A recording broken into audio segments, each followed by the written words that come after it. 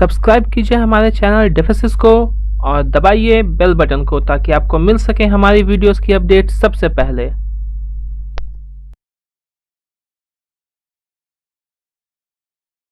Indian ambassador and Nepal's foreign secretary are scheduled to hold talks on August 17 in Kathmandu under a bilateral framework, in first major engagement since the ties came under strain after the Himalayan nation came up with a new political map in May.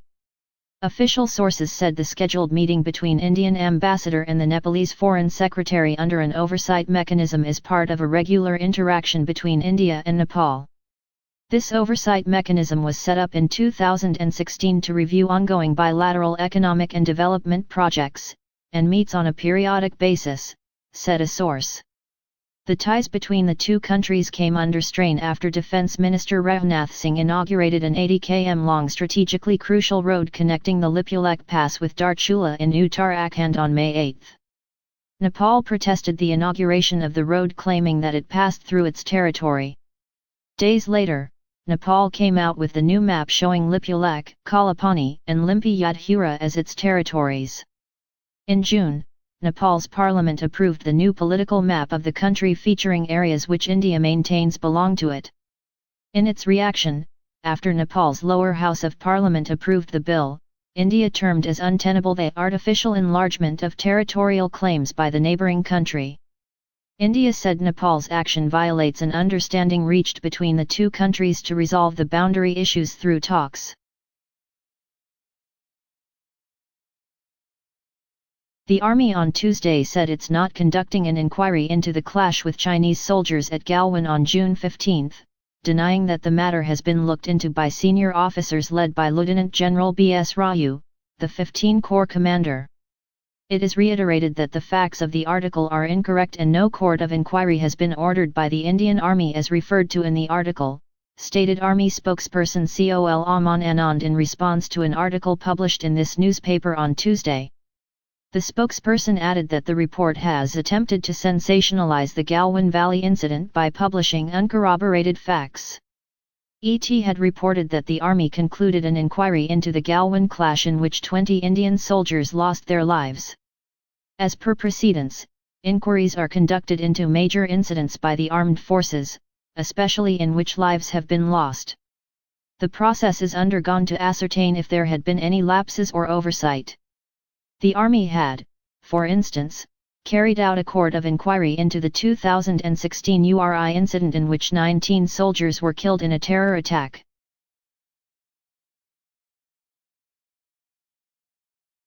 India on Tuesday approved measures to speed up long-pending projects to arm its Israeli drones with deadly weapons and indigenously manufacture Russian Kalashnikov assault rifles, while also clearing procurements worth Rs 8,722 crore of basic trainer aircraft, naval guns, and specialized anti-tank ammunition.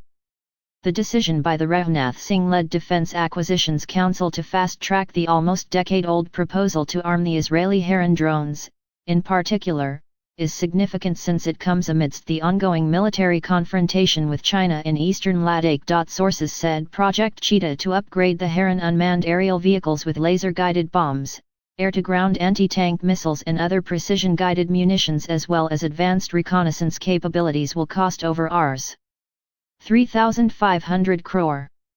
The commercial contract negotiation for the drones upgrade was completed long ago. Now, it will be sent to the Cabinet Committee on Security for approval, said a source. The Indian Armed Forces have around 90 such medium-altitude, long-endurance Heron UAVs, which are currently used for long-range surveillance and precision targeting missions. While these drones return after their missions like fighter aircraft, IAF also has some Israeli Harop killer or kamikaze drones that act as cruise missiles by exploding into targets and radars. India is simultaneously also finalizing the plan to acquire the much more advanced Predator B or weaponized Sea Guardian drones from the United States, with 6 of the proposed 30 drones likely to be procured through the fast-track procurement route now. The Defense Acquisitions Council also sorted out some contractual issues of the stalled Indo-Russia joint venture to make 6.71 Lock AK-203 rifles, a derivative of the famous AK-47 guns, at Korway Ordnance Factory in Amathai district of Uttar Pradesh. The Ordnance Factory of Tiruchirappalli has launched an indigenously manufactured weapon named Stabilized Remote Controlled Gun, SRCG. A dedicated assembly and testing facility were also opened for manufacturing the weapon here. Defence Minister Rajnath Singh launched the weapon through video conferencing on Monday as part of Atmanirbhar Bharat Abhiyan, Self-Reliant India mission. Ordnance Factory of Tiruchirappalli officials said the stabilized remote-controlled gun fitted with 12.7 mm M2 NATO standard machine gun, is designed for marine applications. It will be mounted on warships and patrol boats and can remotely engage small boats, skiff, and other small crafts with high accuracy both during day and night. Equipped with sensors, the weapon has an automatic target tracking capacity.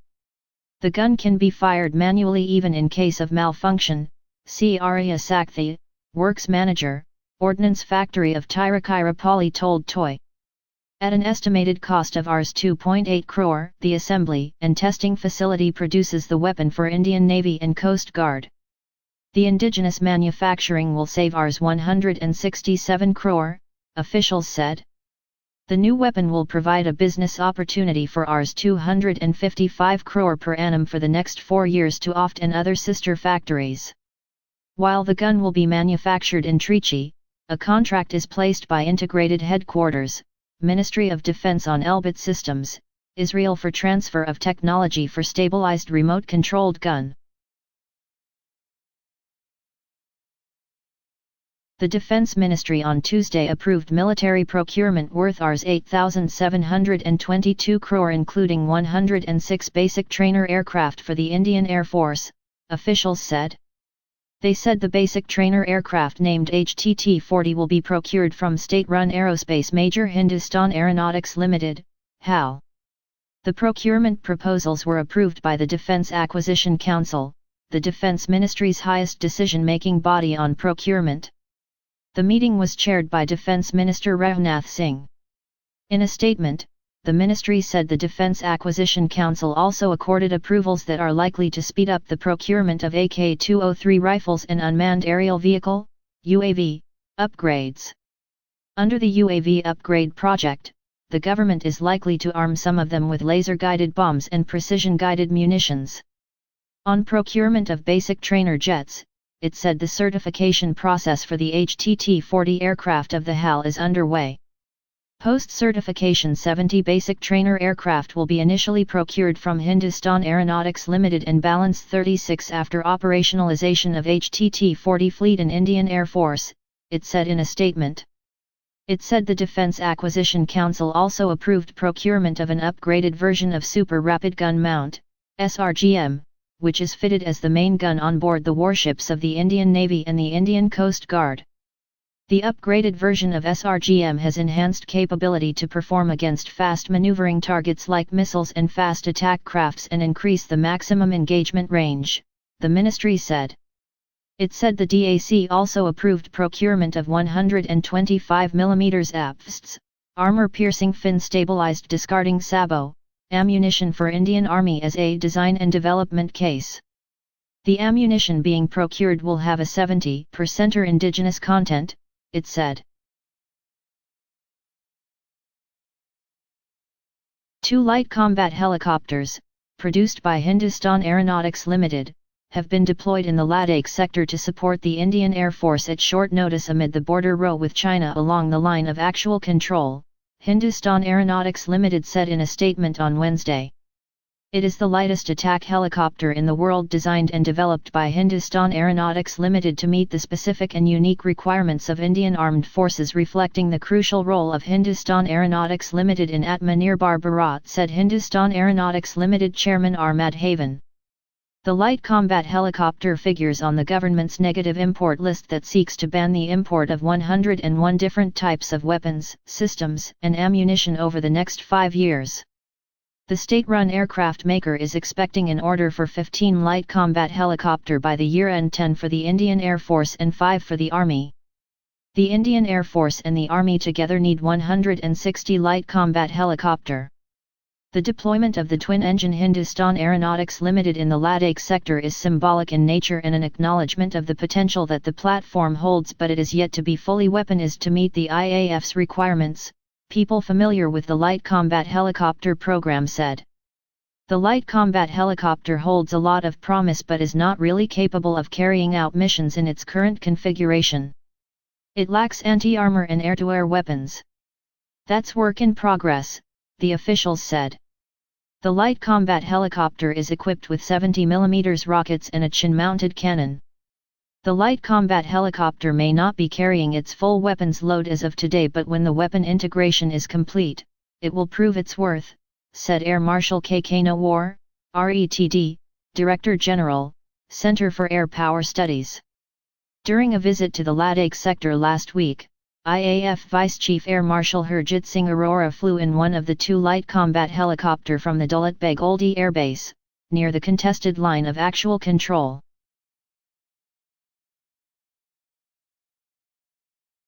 India has issued a notice to airmen for a launch of an experimental flight vehicle in the Bay of Bengal for the period from 20 ND to August 22, 2020 for the area around 550 km, which is quite similar to the one which was issued last year before it successfully tested indigenously developed hypersonic technology demonstrator vehicle. Integrated test range on Abdul Kalam Island in the Bay of Bengal will be used to test an unmanned scramjet demonstration aircraft for hypersonic speed flight, which can cruise at speed of Mach 6 and move up to an altitude of 32.5 km in 20 seconds. DRDO scientist back in 2019 has said second trials will happen in less than 6 months, but that didn't happen for some reason.